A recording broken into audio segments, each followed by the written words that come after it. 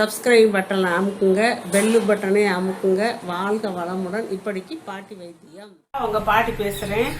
இப்போ சீசன் குளிர் சீசன் ஆகி போச்சு. சளி பிடிக்கும் செய்யும், தொண்டை கரகரப்பு வரும். இதுக்கெல்லாம் நான் இந்த தூதுவளை கஷாயம் போட்டு காட்டுறேன். இப்போ பாருங்க, இது சுக்கு பொடி அரை ஸ்பூன் எடுத்து வச்சிருக்கேப்பா. இது பட்டைப்பொடி அரை ஸ்பூனுக்கு கூட கம்மியாக தான் வச்சிருக்கேன். பட்டை பொடி இல்லாட்டி இல்லை பட்டையை கூட இவ்வளவு பட்டையை ஒடிச்சு போட்டுக்கோங்க. நான் பட்டை பொடி செஞ்சு வச்சிருக்கேன். இது மிளகு பொடி ஒரு அரை டீஸ்பூனுக்கும் கொஞ்சம் கூடையே போட்டிருக்கேன். அதை பற்றி பரவாயில்ல, எவ்வளோ நாளும் போட்டுக்கலாம். இது பனவெல்லம் கருப்பட்டி 2 டம்ளருக்கான இனிப்புக்கு நான் வச்சிருக்கேன். அவங்கவுங்க தேவைக்கு கூட குறைய போட்டுக்கோங்கப்பா. இது தூதுவளை இப்படி முள்ளு முள்ளாதான்ப்பா இருக்கும். தூதுவளை செடி இப்படி முள்ளு முள்ளா இருக்கும். இதில் பூ கூட இருந்துச்சு. அந்த பூ இந்த மாதிரி வரும். ஒரு சமயம் பூ இருக்கும், ஒரு சமயம் பூ இருக்காது. இந்த பார்த்தீங்களா, இடையில முள்ளு முள்ளா இருக்கும், இலையில முள்ளு இருக்கும். நம்ம கையில குத்துச்சுன்னா கடுக்கும். அதனால நம்ம இதை சிசர் வச்சுதான் வெட்டணும். வெட்டி நான் காட்டுறேன். தூதுவளை இவ்வளவு எடுத்துக்கங்கப்பா. 2 டம்ளருக்கு. இன்னும் கூட இருந்தாலும் போட்டுக்கலாம், போதும் இந்த அளவு. இது கற்பூரவல்லி இலை. இதுவும் சளிக்கு நல்லா கேட்கும். துளசி இருந்தா கூட போடலாம். இப்ப என்கிட்ட துளசி கிடையாது, அது இருந்தா கூட இந்த இவ்வளவு போடலாம். போட்டு நம்ம இது பண்ணலாம். இப்ப நான் போட்டு காட்டுறேன். முதல்ல இதை வெட்டி காட்டுறேன். எடுத்தோம்னா முள்ளு குத்தும், அதனால நம்ம இப்படி வெட்டிக்கிறணும்ப்பா. சிசர் வச்சு வெட்டிட்டு கீழே போட்டுடலாம்.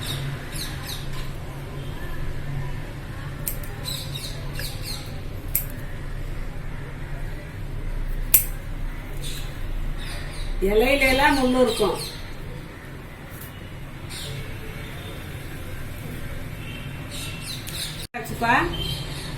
இப்ப இந்த கற்பூரவல்லி இலையும் போட்டாச்சு.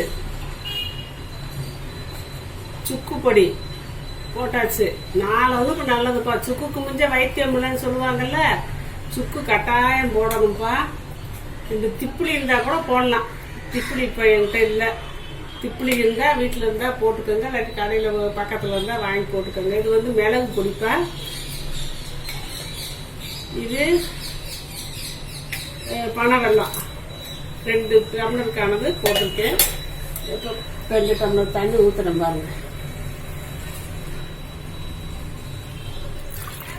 ஃபுல்லா ஊத்தலாம். அது வேகும் போது கொஞ்சம் வத்தும். கொதிச்சப்புறம் கொஞ்சம் சிறு தீயில வச்சு ஒரு 2 நிமிஷம் கொதிக்க வைக்கணும். அடுப்புல வச்சாச்சுப்பா. இது கொதி வரும்போது உங்ககிட்ட நான் காட்டுறேன். இப்போ நல்லா கொதி வந்துருச்சுப்பா. கொஞ்சம் இந்த நேரத்தில் கொஞ்சம் அனலை குறைச்சிக்கிட்டு அந்த கொதி நிலையிலே இருக்கிற அளவுக்கு வச்சுக்கலாம். இந்த இப்போ இப்படி கொதிச்சுக்கிட்டு இருக்கலாம். இப்படியே கொதிக்கட்டும். ஒரு 2 நிமிஷம் கழிச்சு வடிச்சுக்கலாம்ப்பா. அவ்வளோதான். ஊட அந்த இலையில அமுக்கி விட்டுக்கோங்க. இதில் கரண்டியை வச்சு ஊட அமுக்கி விட்டுக்கோங்க. இது பாட்டில் கொதிக்கட்டும். அந்த சாரெல்லாம் இறங்கிரும். அப்புறம் நான் வடிச்சு காட்டுறேன்ப்பா. 2 நிமிஷம் ஆயிடுச்சுப்பா. நல்லா கொதிச்சு சாரெல்லாம் இறங்கிருக்கும். இலையெல்லாம் பார்த்தீங்களா, வெந்தது தெரியுதா? வெந்து கொலன்னு ஆகி போச்சு பார்த்தீங்களாப்பா. இப்போ சாரெல்லாம் இறங்கிருச்சு. இப்போ நான் வடிச்சு காட்டுறேன்.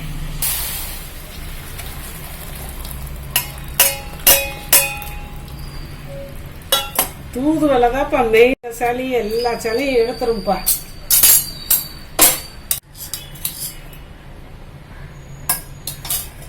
வடிச்சாச்சுப்பா.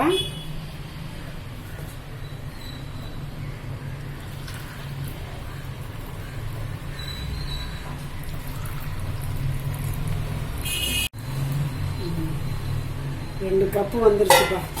ரெடி ஆயிடுச்சுப்பா. இதுல அந்த சுக்கு காரமும் மிளகு காரமும் இருக்கதான் செய்து. அந்த இனிப்பு போட்டதுனால நம்ம குடிக்கிற சூட்ல மெல்ல மெல்ல குடிக்கலாம். பெரியவங்க எல்லாம் இந்த மாதிரி ஒரு டம்ளரு காலையிலயும் சாயந்தரமும் 3 நாளைக்கு குடிக்கலாம்.